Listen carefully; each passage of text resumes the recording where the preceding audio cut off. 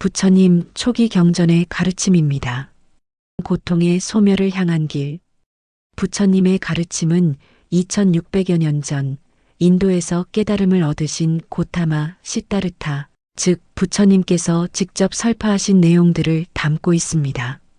이 가르침들은 우리가 겪는 고통의 본질을 이해하고 그 고통에서 벗어나 진정한 평화와 행복을 얻는 길을 제시하고 있죠. 1. 부처님의 핵심 가르침 사성제.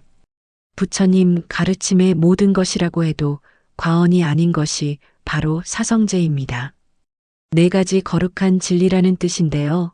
부처님께서는 깨달음을 얻으신 후 첫 설법에서 이 사성제를 말씀하셨습니다. 첫째, 고성제, 모든 것은 고통이다. 이 세상의 모든 존재는 고통이라는 것을 인정하는 진리입니다. 태어나고 늙고 병들고 죽는 것은 물론 사랑하는 사람과 헤어지는 것, 싫어하는 사람과 만나는 것, 원하는 것을 얻지 못하는 것, 즉 물질, 느낌, 인식, 심리현상, 의식 자체가 고통의 근원이라고 하셨습니다. 얼핏 들으면 비관적인 이야기 같지만 이는 현실을 직시하는 통찰입니다. 우리가 겪는 마음의 괴로움과 몸의 아픔이 모두 고통의 범주에 속한다는 것을 아는 것이 출발점입니다. 둘째, 집성제, 고통에는 원인이 있다. 그렇다면 이 고통은 어디에서 오는 걸까요? 부처님은 고통이 저절로 생기는 것이 아니라 원인이 있다고 가르치셨습니다. 그 원인은 바로 가래, 즉 목마른 듯한 갈망과 욕망입니다. 무언가를 가지려 하고 무언가가 되려 하고 무언가로부터 벗어나려 하는 이 강렬한 욕망이 고통을 만들어낸다는 것입니다. 이 가래는 우리가 세상 모든 것을 나와 나의 것이라고 착각하는 무명에서 비롯됩니다. 무명은 곧 진리를 모르는 어리석음을 말합니다. 셋째, 멸성제, 고통은 소멸될 수 있다. 고통의 원인인 가래와 무명을 없애면 고통 또한 사라진다는 진리입니다. 이것이 바로 열반입니다. 열반은 단순히 죽어서 가는 천국이 아니라 이 몸과 마음으로 살아가면서 모든 가래가 소멸되어 탐욕, 성냄, 어리석음이 사라진 지극한 평화의 상태를 의미합니다. 모든 고통이 사라진 마음의 자유로움, 그것이 바로 멸성제가 가리키는 열반의 경지입니다. 넷째, 도성제, 고통의 소멸로 이끄는 길이 있다. 그렇다면 어떻게 고통을 소멸하고 열반에 이를 수 있을까요? 부처님은 그 길을 명확하게 제시하셨습니다. 그것이 바로 팔정도입니다. 8가지 바른 길이라는 뜻으로 수행을 통해 고통을 소멸하는 구체적인 실천 방법들을 말합니다. 팔정도는 단순히 계율을 지키는 것을 넘어 우리의 생각과 말, 행동, 그리고 마음가짐 전체를 바르게 하는 통합적인 수행 체계입니다. 고통의 소멸을 위한 실천 팔정도. 팔정도는 마치 나침반처럼 우리를 바른 길로 이끌어줍니다. 이 8가지는 각각 독립적인 것이 아니라 서로 밀접하게 연결되어 함께 작용합니다. 1. 정견, 바르게 보기. 세상을 있는 그대로 이해하는 것입니다. 사성제를 올바르게 이해하고 인과응보의 법칙을 믿는 것이죠. 우리의 모든 행위가 어떤 결과를 가져올지 정확히 아는 것이 중요합니다. 2. 정사유, 바르게 생각하기. 탐욕, 성냄, 해치려는 마음 없이 자비롭고 이타적인 생각을 하는 것입니다. 남을 해치지 않고 모든 존재에게 이로움을 주려는 마음가짐을 말합니다. 3. 정어, 바르게 말하기. 거짓말, 욕설, 험담, 이간질하는 말을 하지 않고 진실하고 부드러우며 유익한 말을 하는 것입니다. 말 한마디가 얼마나 큰 힘을 가지는지 아는 것이죠. 4. 정업, 바르게 행동하기. 살생, 도둑질, 음란한 행위 등 남에게 해를 끼치는 행동을 하지 않고 윤리적이고 도덕적인 행동을 하는 것입니다. 몸으로 짓는 행위를 바르게 하는 겁니다. 5. 정명, 바르게 생활하기. 정직하고 올바른 방법으로 생계를 유지하는 것입니다. 남을 속이거나 해치지 않으며 살아가는 것을 의미합니다. 6. 정정진, 바르게 노력하기. 아직 일어나지 않은 악은 일어나지 않게 하고 이미 일어난 악은 없애려 노력하며 아직 일어나지 않은 선은 일어나게 하고 이미 일어난 선은 더욱 발전시키려 노력하는 것입니다.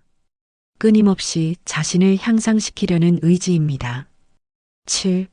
정념, 바르게 알아차리기. 몸의 움직임, 느낌, 마음의 상태, 그리고 외부 현상들을 순간순간 알아차리는 것입니다. 현재에 집중하여 산만하지 않고 깨어있는 상태를 유지하는 것을 말합니다. 정념은 마음의 평화를 찾고 지혜를 깨우는 사마타 수행과 윗바사나 수행과 관련됩니다. 사마타는 마치 호수 표면의 잔물결을 잠재우듯 마음을 한 곳에 집중시켜 고요함과 평안을 얻는 수행입니다. 숨에 집중하거나 특정한 대상에 집중하며 마음의 고요를 증득하는 것입니다. 마치 복잡한 세상에서 벗어나 평화로운 섬으로 떠나는 것과 같습니다. 집중력이 향상되고 심리적인 안정감을 얻을 수 있다는 장점이 있습니다. 반면 윗바사나는 호수 속에 잠긴 진실을 꿰뚫어 보듯 있는 그대로의 현실을 관찰하고 통찰력을 얻는 수행입니다. 사물의 본질인 무상과 무아와 고의 진리를 꿰뚫어 보고 깨달음에 이르는 것을 목표로 합니다. 윗바사나는 사마타를 포함하고 있다고 볼 수도 있습니다. 마치 우리가 세상을 바라보는 창문을 닦아 더 맑고 선명하게 세상을 볼 수 있게 해주는 것과 같습니다. 8. 정정, 바르게 집중하기. 마음을 한 곳에 모아 고요하고 평화로운 상태를 유지하는 것입니다. 정념을 통해 마음을 집중하고 번뇌가 사라진 고요한 삼매의 상태에 이르는 것을 목표로 합니다. 호흡에 집중하여 니미타를 개발하면 초선에서 사선정까지 이를 수 있습니다. 3. 연기법, 모든 것은 연결되어 있다. 부처님의 가르침 중 사성제와 더불어 가장 중요한 개념이 바로 연기법입니다. 연기법은 이것이 있으므로 저것이 있고 이것이 생김으로 저것이 생긴다는 진리입니다. 쉽게 말해 모든 존재와 현상은 홀로 존재하는 것이 아니라 수많은 원인과 조건들이 상호작용하여기 발생한다는 뜻입니다. 예를 들어 씨앗이 있어야 나무가 자라듯이 우리의 행복과 고통도 우연히 생기는 것이 아니라 특정한 원인과 조건들이 모여서 발생합니다.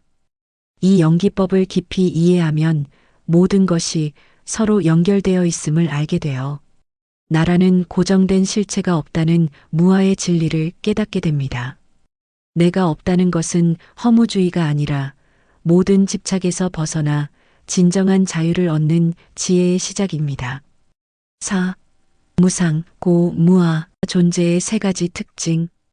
부처님께서는 이 세상의 모든 존재가 가진 세 가지 특징을 말씀하셨는데 이를 삼법인이라고도 합니다. 무상, 모든 것은 변한다. 영원한 것은 아무것도 없습니다.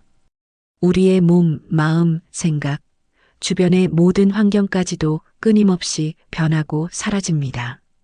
변하지 않는 것을 추구하거나 변하는 것을 영원히 붙잡으려 할 때 우리는 고통을 겪게 됩니다. 고, 모든 것은 고통이다. 앞서 사성제에서 설명드렸듯이 변하는 것을 변하지 않는다고 착각하고 집착할 때 고통이 생깁니다. 즐거움조차도 영원하지 않기에 그 즐거움이 사라질 때 우리는 고통을 느낍니다. 무아, 고정된 나는 없다. 영원하고 변치 않는 나라는 실체는 없습니다. 우리의 몸과 마음은 끊임없이 변화하는 온, 즉 물질, 느낌, 인식, 심리현상, 의식의 조합일 뿐입니다.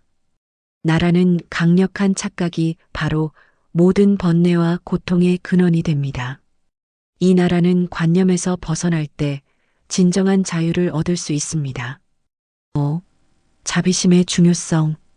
부처님께서는 이러한 지혜의 가르침과 함께 모든 중생에 대한 자비심을 강조하셨습니다. 자는 모든 존재에게 행복을 주려는 마음이고 비는 모든 존재의 고통을 없애주려는 마음입니다. 자신뿐 아니라 다른 모든 존재에게 연민과 사랑의 마음을 가지는 것이 열반으로 가는 중요한 덕목이며 가래와 무명을 소멸시키는 강력한 힘이 됩니다. 초기 경전에는 부처님께서 모든 생명체를 자식처럼 사랑하라는 가르침을 자주 설하셨습니다.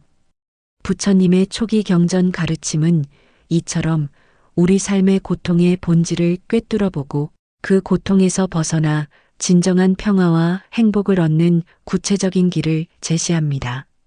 사성제를 통해 고통을 이해하고 팔정도를 통해 실천하며 연기법과 무상, 고, 무아의 진리를 깨달아 궁극적으로 탐욕, 성냄, 어리석음으로부터 벗어나 열반의 평화를 얻는 것이 부처님 가르침의 핵심입니다.